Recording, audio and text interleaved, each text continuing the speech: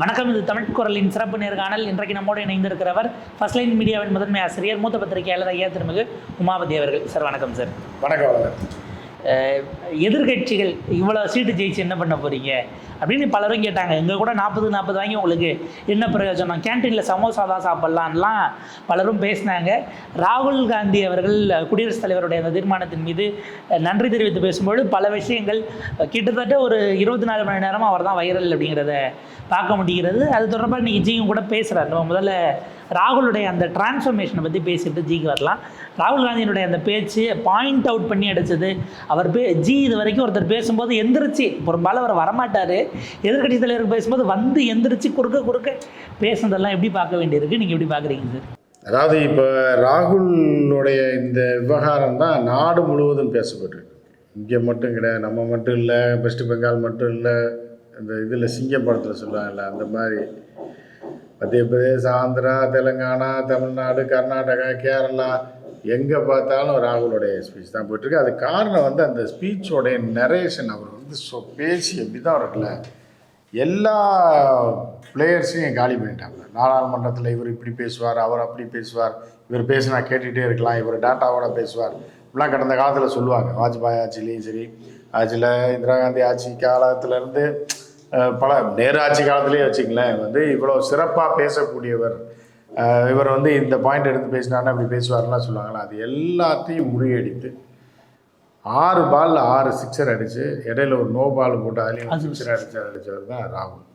So ராகுலுடைய content மட்டும் இல்லாமல் அந்த கண்டென்ட்டை ப்ரெசென்ட் பண்ண விதம் இருக்குல்ல, அப்படியே ஸ்லோவாக கொண்டு போய் கடைசியில் யாருக்கு ஆப்பு வச்சாப்புலன்னா சபாநாயகருக்கு சொருனார் பாருங்க ஆப்பை.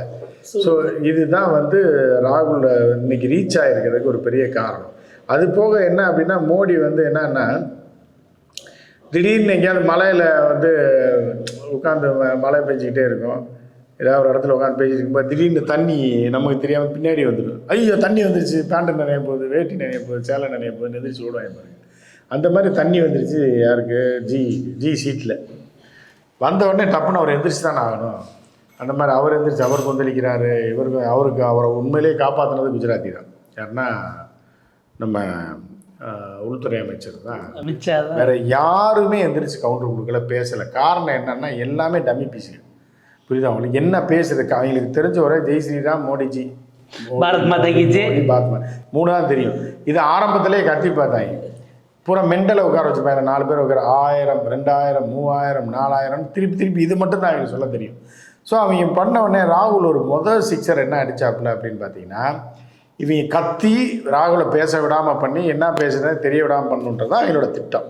எடுத்தோடனே ராகுல் எதிர்கட்சி தலைவர் பேர்னு சொல்லி உரைன்னு சொன்ன சபாநாயகர் சொன்ன உடனே ஜெய் ஸ்ரீராம் மோடிஜி, மோடி என்னடா மோடி, என்ன மோடி, அங்கே போய் உங்களுக்கு நீ மோடின்னு கத்துறதுக்கு அவனை ஓட்டு போட்டாங்க, அங்கே போய் கத்துறதுக்கு மக்கள் பிரச்சனை என்னன்னு பேசணும், இல்லை பதில் சொல்லணும். மோடின்னு போய் இது பண்ணி ஸ்கூல் பிள்ளைங்க மாதிரி கத்திக்கிட்டு மெண்டல் பையன்லாம் கத்திட்டு இருந்தாங்க. ஸோ இப்படி இருக்கும்போது என்ன ஆகுது அப்படின்னா, ராகுல் பேசாமல் விட்டாப்புல. பேசாமல் கத்து நீங்கள் பதில் சொல்லியிருந்தாலோ இல்லை எதிர்கட்சிகள் சேர்ந்து கத்தியிருந்தாலோ என்ன ஆயிருக்கும் அப்படின்னா, ஆட்டையை கழிச்சு அவனும் கத்திருப்பான், ஆட்டையை முடிச்சு போயிருப்பாங்க. சபாநாயகர் சிரிச்சுட்டு ஜாலியாக இருந்திருப்பார். ஆனால் சபாநாயகருக்கு வெடி வைக்க போகிறாங்கன்றது அவருக்கே தெரியாது. ஆனால் ராகுல் அழகாக இந்த டைம் என்ன ப்ளே பண்ணிட்டாங்கன்னா, இவ்வளவு நாள் எந்த அரசியல் தலைவரும் இப்படி ஒரு முடிவு எடுத்ததே இல்லை. பேச ஆரம்பிச்சோன்னே கத்துவாங்க, அவங்க கட்சி சார்பில் கத்துவாங்க. ராகுல் பேசாமல் நக்கலாம் நின்றுட்டு பார்த்தீங்களா. அப்படிங்கும்போது சபாநாயகர் வந்து என்ன பண்ணுறதுனே தெரியல. என்னடா வாங்கின காசுக்கு வேலை பார்க்குறதா, இல்லை நன்றி விசுவாசத்துக்காக வேலை பார்க்குறதா, இல்லை வந்து உண்மைக்காக வேலை பார்க்குறதா, இப்படின்னு பல்வேறு குழப்பத்தில் என்ன பண்ணுறாருன்னா, டப்புன்னு போயிட்டோன்னு பண்ணுறாரு. ஒரு 30 செகண்ட் விட்டாப்புல ராகுல். எல்லாம் உட்காந்துட்டாங்க. அதுக்கப்புறம் திருப்பி கத்துனா ராகுல் நின்றுவாப்புலன்னு தெரியும். அப்போ கத்தி பிரயோஜனம் இல்லை. அப்போ கத்தாமல் விட்ட உடனே என்ன ஆச்சுன்னா, ஏறி அடித்தா மோடிஜி, அமித்ஷா அலற அடிக்கிறாங்க. கதற அடின்றது நேற்று தான். இவ்வளோ நாள் நம்ம போட்டிருப்போம், பட் ஆனால் கதற அடி வாங்கின ஜி வந்து நேற்று தான். அப்புறம் எம்பிக்கெல்லாம் சைலண்ட் ஆகிட்டாங்க. ஏன்னா இன்னொரு பக்கம் ஆர்எஸ்எஸ் சைலண்ட் ஆகிடுச்சு. இப்போ நீங்கள் பார்த்தீங்கன்னா மோடி, அமித்ஷா மட்டும்தான் நேற்று எந்திரிச்சு இந்த பொம்மலாட்டத்தில் எந்திரிச்ச மாதிரி எந்திரிச்சாங்க. 2வது இடத்துல இருக்கக்கூடிய இராணுவ அமைச்சர் அவர் ஒரு முறை அது மோடிக்காக எந்திரிக்கல, அவருக்காக திட்டம், அவருடைய திட்டத்துக்காக இருந்துச்சு. நிதின் கட்கரி கடைசி வரைக்கும் பேசாமல் உட்காந்து காரணம் என்னன்னா, வாங்கு இதெல்லாம் பண்ண உன்னை போட்டு ஏற்றுறாங்க, வாங்க நான் இதுக்கு உனக்கு நாங்கள் இதுக்கு உனக்கு சப்போர்ட் பண்ணுறோம். ஆர்எஸ்எஸ்ஐ சேர்ந்த யாருமே சப்போர்ட் பண்ணவே இல்லை. இதை நீங்கள் வாட்ச் பண்ணி பார்த்தீங்கன்னா தெரியும். மோடி முகத்தில் கடுகு போட்டால் வெடிச்சுடுன்ற அளவுக்கு மோடி. இந்த பக்கம் அமித்ஷா வந்து இவ்வளோ டென்ஷனாக எவனுமே பார்த்துருக்க மாட்டேன். அமித்ஷானால பல பேர் டென்ஷன் ஆகிருப்பான். அதாவது அமித்ஷா வந்து எனக்கு தெரிஞ்சு 2வது டென்ஷன் ஆனது இதுதான். எப்படின்னா, முதல்ல வந்து இபிஎஸ்ட்டை வந்து கூட்டணி பேச வந்து 7 மணிக்கு ஆரம்பித்த பேச்சுவார்த்தை 9 மணிக்கெலாம் முடிஞ்சு ஃப்ளைட்டுக்கு போகணுன்னா ஃப்ளைட்டை விட்டாப்புல. அதாம்ல வர்கீஸ்னு ஒன்று வரும்ல, அந்த மாதிரி திருப்பி இபிஎஸ் பேசுனதில்ல மென்டல் ஆகி நைட்டு 12 மணி வரைக்கும் முடியிருந்தாலும் தலையை பிடிச்சிக்கலாம். அது இல்லை. அப்புறம் 12 மணி வரைக்கும் ரூமில் தூங்கிட்டு காலையில் தான் போனாப்புல சென்னையிலேருந்து. அந்த நேரத்தில் டென்ஷன் ஆனதாக கேள்விப்பட்டேன். ஓபிஎஸ் வேணாங்க, சசிகலா வேணாங்க, எல்லாத்தையும் இது பண்ணிட்டு இப்போ வந்து நாடாளுமன்றத்தில் டென்ஷன் ஆனது இதுதான் முதல் முறை. கொந்தளிச்சு கை காலெலாம் விடவெடுத்து போயிடும். நீங்கள் நேற்று பேசும்போது பார்த்தீங்கன்னா தெரியும். அதுவும் வந்து கேட்ட கேள்விக்கு பதில் இல்லை, என்னத்தையோ ஒன்றை சொல்லணுன்றதுக்காகவும் அவர் ராகுலுக்கு எதிர்ப்பு தெரிவிக்கணுன்றதுக்காக இந்த வேலையை பண்ணி விட்டாங்க. ஸோ அந்த மாதிரி ஒரு ஸ்பீச் அது பயங்கர பிரமாண்டம். ஆக்சுவலாக அவர் பல விஷயங்களை கொண்டு வர்றாரு. புகைப்படமெல்லாம் கொண்டு வந்து காட்டினாப்புல. இப்போ ஜியே வந்து ராமரை கை விட்டுட்டு ஜெகநாத்ன்னு போயிட்டார். அவர் சிவன் படத்தை கொண்டு வந்து அவர் கையினுடைய முத்திரை அதை பார்த்துக்குங்க, அன்பை போதிக்குது. ஒரு பாயிண்ட்டுக்கு மேலே என்ன வந்துட்டார் அப்படின்னா, ஜி வழக்கமாக சுடுற தோசையை சுட்டார். பிஜேபிக்காரங்க ஹிந்துன்னு சொல்லிக்கிட்டு வன்முறை பண்ணுறீங்களேன்னதும் ஜி எந்திரிச்சு இந்துவெல்லாம் வன்முறை பண்ணுறாங்கன்னு பேசிட்டாங்க, ஐயையோ இந்துக்களை அவமானப்படுத்திட்டாங்க அப்படின்னதும் அடுத்த செகண்ட் ஸ்பான்டேனியஸாக பிஜேபிக்காரன் மட்டும் இந்து கிடையாது, மோடி பக்தர்கள் மட்டும் இந்து கிடையாது, ஆர்எஸ்எஸ்காரன் மட்டும் இந்து கிடையாது அப்படின்றதும் அவரால் என்ன பண்ணுறதுன்னு தெரியல உட்காந்துட்டார் அப்படிங்கிறத பார்க்குறோம். இந்த மாதிரியான ஒரு அடி வந்து இது வரைக்கும் ஜி வாழ்நாளே வாங்கினதில்லை, சட்டசபையிலே வாங்கியிருக்க மாட்டார். முதலமைச்சராக இருக்கும்போது நாடாளுமன்றத்தில் இது வரைக்கும் வாங்கினதே கிடையாது. 2 முறை வந்து போன டைம்லாம் மகாத்தனாவட்டு, அதாவது வர்றதே கிடையாது. காலைல ஒரு ட்ரெஸ்ஸு, சாயந்தரம் ஒரு ட்ரெஸ், அப்படி வர்றது, கையெழுத்த போடுறது, கிளம்பிடுறது. எவன் பேசினா என்னன்னு சொல்லி எதிர்கட்சிக்காரன் பேசினாலும் நிற்கிறது கிடையாது, எவன் பேசினாலும் நிற்கிறது கிடையாது. அவருக்கு அட்டண்டன்ஸ்லேயே பேர் இருக்கு இல்லைங்கிற மாதிரி ஆர்டிஐல கிட்டப்ப சொல்ல சொன்னாங்க. அவருக்கு ரெக்கார்ட் மெயின்டைன் பண்ணல, எவ்வளோ அட்டண்டன்ஸ்லாம் தெரியாதுங்கிற மாதிரி அதான் சொன்னாங்க. ஏன்னா அட்டண்டன்ஸே எல்லாமே எப்படி ஒரு இது எவ்வளோ பெரிய சீட்டிங் பாருங்கள். அதாவது கிளாஸில் வந்து அட்டண்டன்ஸ், வாத்தியாருக்கு அட்டண்டன்ஸ் இருக்கும், பிரின்ஸிபாலுக்கு அட்டண்டன்ஸ் இருக்கும். அப்போ வரவே மாட்டார், அட்டண்டன்ஸ் வரவே இல்லைன்னு இருப்பாங்க. 100க்கு 20 நாள் தான் ஏன் வந்திருக்காரு அப்படின்னா, இப்போ வெளியே சொன்னால் அசிங்கமாயிருன்ட்டு அட்டண்டன்ஸாக தெரியல எழுதி அவர் கையெழுத்து போட்டாரா, அவர்கிட்ட போய் நாங்கள் எப்படி கேட்க முடியுன்ற ரேஞ்சுக்கு கொண்டு போயிட்டாங்க. மகா சீட்டிங் பண்ணாங்க போன 5 வருஷம். அதுக்கு பதில் தான் அந்த ஒரே நாளில் போட்டு வறுத்து எடுத்துட்டாங்க என்ன ஊற்றி. இதில் பார்த்திங்கன்னா ஒரு உரை நடக்குது அப்படின்னா இது ஆக்சுவலாக விவாதம் கிடையாது. ராகுல் வந்து பேசுகிறாரு, அந்தந்த சமயத்தில் சில அமைச்சர்கள் எந்திரிச்சு அங்கேயே பதில் சொல்கிறதுங்கிறது பேச்சை தடுக்கிறதுக்கா இல்லை எனக்கு அதுக்கு சம்மந்தம் இல்லைன்னு விலகிறதுக்கு? பேச்சை தடுக்கிறது தான், பேச்சை தடுக்கிறது. ஏன்னா அவங்களால ஜீரணிக்கவே முடியல. 1 மணி நேரம் 42 நிமிஷம் அந்த பேச்சை வந்து அவங்களால இப்படி ராகுல் பேசுவாருன்னு இந்திய மக்கள் எதிர்பார்க்கலாம். மோடி எப்படி எதிர்பார்த்துப்பாரு? ஏதோ வந்து என்னத்தையோ ஒன்று பேசிட்டு போவாங்க அப்படின்னு தான் நினச்சது தவிர இந்த அடி மரண அடி விழுகுன்றதை அவர்களை எதிர்பார்க்கவே. T20 இந்தியா ஜெயிச்ச மாதிரி தான். அந்த மாதிரி அடி அடித்த உடனே என்ன பேசுகிறதுன்னு தெரில, ப்ரிப்பரேஷனும் கிடையாது. ஏற்கனவே மோடிஜிக்கு ப்ராம்ப்டர் இல்லாமல் பேச தெரியாது, எழுதி வச்சதை பேசுவார். பொய் எது வேணாலும் பேசுவார். பொய்யை வந்து எப்போ வேணாலும் எந்த கூட்டத்தில் வேணாலும் பேச முடியுமே தவிர உண்மையோ டேட்டாவையோ மோடிக்கு பேசவே தெரியாது. ஸோ அதனால் என்ன ஆகுது அப்படின்னா மிகப்பெரிய ஒரு நேற்று ஒரு அடி, சரியான அடி விழுது.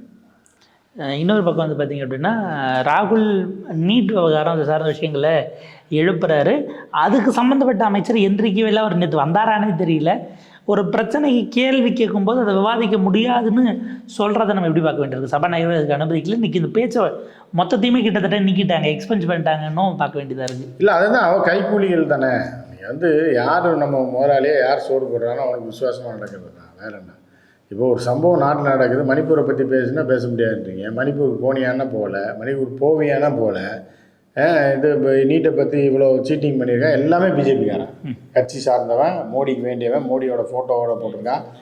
அவன் ஏற்கனவே கைது செய்யப்பட்டிருக்கான், ஏற்கனவே அவனோட இயக்கம் தடை செய்யப்பட்டிருக்கு, ஏற்கனவே அந்த பரீட்சை நடத்துனதில் சீட்டிங் நடந்திருக்குன்னு அவனை ஒதுக்கி வச்சுருக்காங்க. வேறு பேரில் கம்பெனி ஆரம்பித்து பிஜேபிக்காரனை வச்சு உள்ளே வந்து திருப்பி நீட்டு பரீட்சை அவன் தான் நடத்துகிறான், அவன் தான் கையாளுறான்ற மாதிரி வச்சு பல கோடி ரூபா சம்பாதிச்சு பல பேருக்கு லஞ்சம் கொடுத்துட்டே இருந்திருக்கான் பிஜேபிக்காரனுக்கு. ஸோ இவ்வளோ பட்டவர்த்தனமாக ஒரு வாரத்தில் போலீஸ் விசாரணை பண்ணாமே இவ்வளோ விஷயங்கள் வெளியே வரும்போது இப்போ அதை பற்றி பேசலை அப்படிங்கும்போது இந்த சீட்டிங்காரங்க அவங்களும் உள்குத்து உடந்தைன்றது தெரியுது தானே. இதில் என்ன வித்தியாசம் இருக்க போகுது? பக்கத்தில் அயோத்தியாவில் ஜெயித்த அவரை வச்சுருந்தாரு, நடுவில் அவரை எழுப்பி வாழ்த்தலாம் வர சொன்னார். மோடிஜியே காசியில் அங்கே நின்னதுக்கு பதிலாக இங்கே நின்றிருந்தா, அயோத்தியாவில் நின்றிருந்தா அவரே தோற்றுருப்பாரு அப்படின்னுட்டு அவ்வளோ உறுதியாக சொல்கிறாரு. ஆமாம், அது உண்மை தானே. அயோத்தியாவில் மோடின்னா அப்படி ஓட்டு போட்டுருவாங்க. யாரோ ஒருத்தர் முகம் தெரியாத ஒரு வயதான ஒருத்தரை போட்டு, அதுவும் வேணுன்னே அயோத்தியாவில் இந்த ஃபார்வர்ட் கம்யூனிட்டிக்காரங்க ஒரு சில குறிப்பிட்ட ஜாதியை சேர்ந்தவங்க பண்ண அட்ராசிட்டி, தலித் பெண் ஒரு குடும்பத்தோடு போகும்போது உள்ளே விடலை எங்கேயா ராமர் கோயிலுக்குள்ளே. அப்புறம் தலித்தில் அவங்க ஓட்டு போட்டுருவாங்களா? ஒட்டு மொத்தமாக வளைச்சி குத்தி விட்டாங்க. 20% மேலே இருக்காது அந்த தொகுதியில் மட்டும். ஜிஏ 50 அடி தள்ளி நிறுத்தினதே ஓபிசிஸ் எப்படி பார்த்தாங்கிற கேள்வி இருக்குது. அப்படி இருக்குது. அவங்க கூட நினச்சிருக்கலாம், ஐயோ எங்காலே பின்னாடி நிறுத்துறியா போடுறா குத்துறான்னு சொல்லி ஓபிசி எல்லாம் சேர்த்து ஏபிசிடி எல்லாரும் சேர்ந்து என்ன பண்ணிட்டாங்க, அதோட பிஜேபி கழுத்தாக கொடுத்துட்டாங்க. பாவப்பட்ட ஜீவன் அந்த ஆளை ஜெயிக்க வச்சுருக்காங்க. அவர் பாவம் வயசான ஆளாக இருக்கார். அவருக்கு டெல்லி எப்படி கூப்பிட்டு வந்தாங்கன்னு தெரில, எந்த வண்டியில் கூப்பிட்டு வந்தாங்கன்னு கூட தெரில. அப்படிப்பட்ட அப்பாயின்மெண்ட்ஸ்லாம் இருக்கார். அவரை அவன் மண்ணின் மைந்தன் ஜெயிக்க வச்சுருக்கான். ஜெயிக்க வச்சு ஒரு முத்திரையை கொடுத்துருக்கான். புரியுதா உங்களுக்கு? ஸோ அந்த ஊர் மக்கள் என்ன பண்ணிருக்காங்க, யாருன்னே தெரியலனாலும் பரவாயில்லையா, வயசான ஆளாக இருந்தாலும் பரவாயில்லையா, படிப்பறிவு இல்லாத ஆளாக இருந்தாலும் பரவாயில்லையா, இங்கிலீஷ் தெரியலனாலும் பரவாயில்லையா, இவரை ஜெயிக்க வைக்கிறோம். எங்களுக்கு ராமர் கட்டின கோயில், நீ வாழை நிறுத்து. அப்போ இனிமே நீங்கள் ராமர் கிருஷ்ணர்னு பேசவே மாட்டாங்க. இது நீங்கள் ராமர் கோயில் கட்டாமல் இது இருந்துக்கிட்டே இருந்தால் கூட இவங்களுக்கு ஒரு வேல்யூ இருந்துக்கிட்டே இருந்தது ஒரு குறிப்பிட்ட சாரார் மத்தியில். இப்போ எல்லாமே ஓப்பன் ஆயிடுச்சு. ஓப்பன் ஆனவுடனே என்ன ஆயிடுச்சு அப்படின்னா, இனி ராமர் கோயில் கட்டின ஊர்லேயே ராமர் கோவில் இருக்கிற இடத்துலையே உன்னை தோக்கடிச்சிட்டாங்க அப்படின்றப்போ பொதுவான மக்கள் யாரும் இதை ஏற்றுக்கொள்ளவில்லை. ராமர் கோயிலில் கட்டுறதை ஏற்றுக்கிட்டான கோயிலில் சாமி கும்பிட்றது வேறு, இதை அரசியலாக்குவதற்கோ இதை வச்சு ஓட்டு பிச்சை எடுப்பதற்கோ முடியாதுன்றதை மக்கள் அடித்து சீல் அடித்து பேப்பரில் சுற்றி போட்டாங்க. இனி இவங்க ராமன் பேசுவேன், நீ கிருஷ்ணன் பேசுவேன். இல்லை, அவர் தான் ஜெகநாத்துக்கு ஷிஃப்ட் ஆகிட்டார். ஜெகநாத் ஷிஃப்ட் ஆனாலும் அந்த ஊரில் தான் வேலைக்கு ஆகாமே தவிர ஜெகநாத்னா வெளியூர்காரனுக்கு தெரியாது. அந்த பதவி முதல் நாள் ஜெயிச்ச அன்னைக்கு நைட்டை ஜெய் ஜெகநாத்ன்றாரு. எதிர்க்க இருக்கிறவங்களுக்கு யாருன்னே தெரியல, என்னமோ ஜி சொல்கிறாரு இப்படி. ஸோ அந்த மாதிரி இவர் ஜெகநாதன் சொன்னார்னா, அடுத்து இங்கே ஓம் காளி ஜெய் காளி அப்படின்னா, இங்கே முருகா அப்படின்னா, எது நடந்தாலும் கடவுள் பெயரை சொல்லி நீ அரசியல் நடத்த முடியாது. நடத்தினேன்னா அது போலி அரசியல் தான். உன்னுடைய காலங்காலத்துக்கும் நீ சொல்லி கொண்டு இருந்த ராமர் கோயில் கட்டினதுக்கப்புறம் தான் நீங்கள் தோக்குறீங்க. ராமர் கோயில் கட்ட வரைக்கும் பேசாமல் ராமர் ஜெயிக்க வச்சுட்டே இருந்தார். உங்களை ராமரையே ஏமாற்றி கொண்டு ஸ்கூலில் சேர்க்குற மாதிரி ஒரு ஃபோட்டோ போட்டீங்க பார்த்தீங்க. அதுலேயே ராமர் டென்ஷன் ஆகி உங்களை மண்ணோட வேரடி மண்ணோட பிடிங்கி போட்டால் இன்னும் யூபியில் இவங்க அவ்வளோதான்.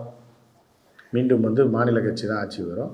அந்த பாவப்பட்ட ஜீவன் சமாஜ்வாதி, இது யார், யோகி இல்லை, மாயாவதி இதோட புதைச்சிட்டாங்க. மாயாவதி புதைச்சி அது மேலே ஜியை கொண்டு போய் உட்கார வச்சிட்டாங்க சுடுகாட்டில். 2 கட்சியும் காலி.